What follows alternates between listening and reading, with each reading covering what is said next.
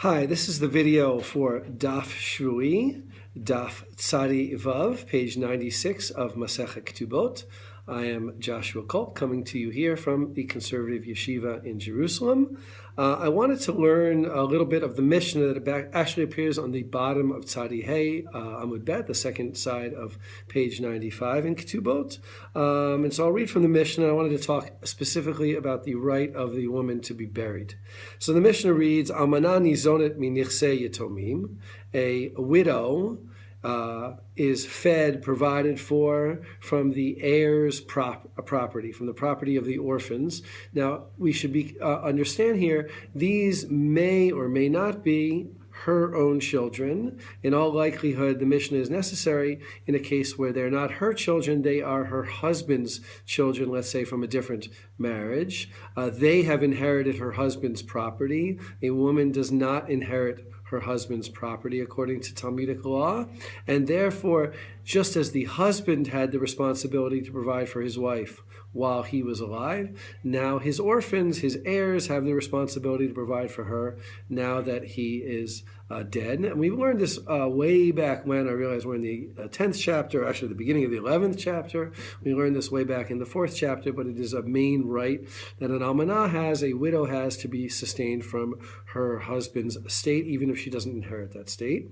Ma'aseh yadeha shelahen. In return, she has to give her earnings to them. Just as while he was alive, he basically provided for her whatever her needs might be, and she gave to her husband whatever earnings she may be able to earn.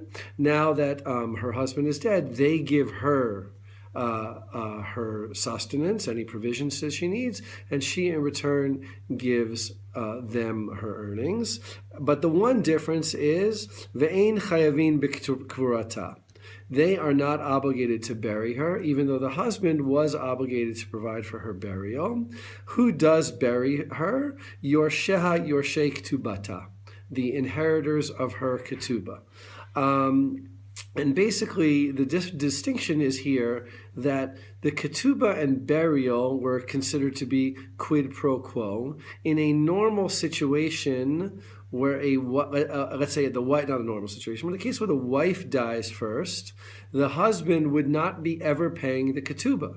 Ketubot are only paid if the husband dies first. So since he's basically inheriting the ketubah, he now has to pay for his wife's burial.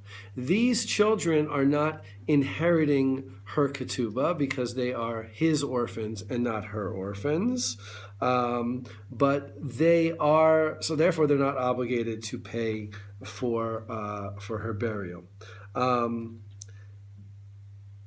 In essence, right, the Tosfot bring up an explanation that in most cases it's obvious, since they're not receiving the ketubah, they don't have to pay for the burial, right? So the Tosfot asking an interesting question: what is the Mishnah teaching us? Right? Wouldn't we have known this by logic? Right? This is the kind of question that the Tosfot will frequently ask.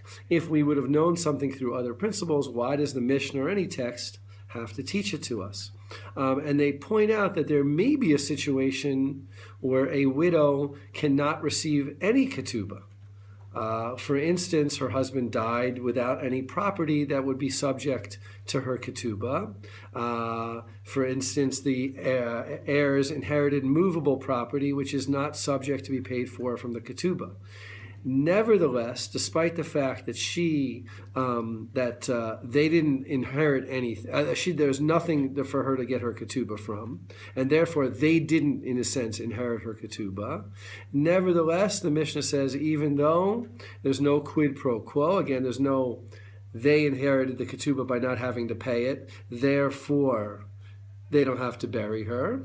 Okay. Nevertheless, there's an absolute exemption from the widow from the orphans from being responsible for the widow's burial. Who's going to be responsible for the burial if there are no inheritors? Well, the community would be, or some other body would be obligated to pay for her burial, but it wouldn't be on his orphans, even in a case where she would not have been able to collect her ketubah.